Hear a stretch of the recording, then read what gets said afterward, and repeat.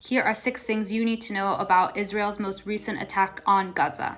If you're new here, hi, I have a master's degree in international law focused in human rights, and I spent 8 years living in the Middle East. And I'm asking you to watch this so you understand the reality about what's happening and the illegality of the situation. Everyone who posts about human rights or social justice issues know that posting about Palestine is basically asking to get shadow banned.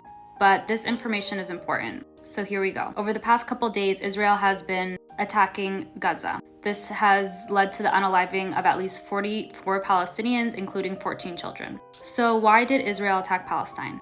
According to Israel, it was a preemptive strike. Israel was worried that militant groups in Palestine would attack Israel since Israel had arrested Bassam al-Saadi, who is the leader of the Palestinian Islamic Jihad. For some context, this is an organization that was formed in 1981, and their whole MO is to have Palestine to be recognized as a state, the original pre-1984 borders, 1948 borders, sorry. I can do a whole video on how Israel became Israel, but this is their borders throughout the years. The green is Palestine, the white is Israel. This last image is what it looks like today, and this small green area here is the Gaza Strip, which is what we were talking about. So a lot of people hear Israel say we needed to do a preemptive strike to protect themselves from extremist groups, and a lot of people, especially in America, are like, yeah, why wouldn't they? So here are 6 things you need to know to have some context for this situation.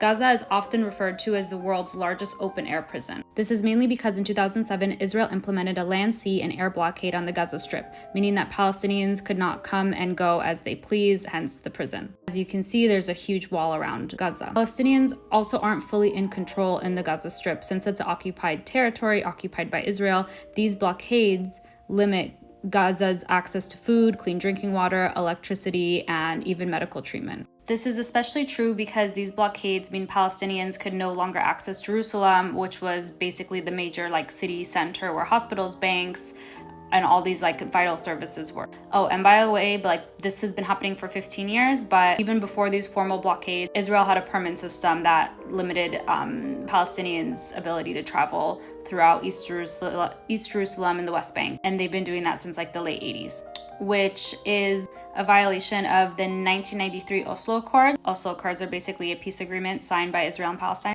The Oslo Accord said that Israel must treat Palestinian territories as one political entity and that they can't be divided, and now they are divided. This blockade also violates Article 33 of the 4th Geneva Convention, which prohibits collective penalties and likewise measures of intimidation. So all of Gaza is being penalized by these blockades, which is a violation. Running out of time, I'll see you in part 2. I'll post that right now.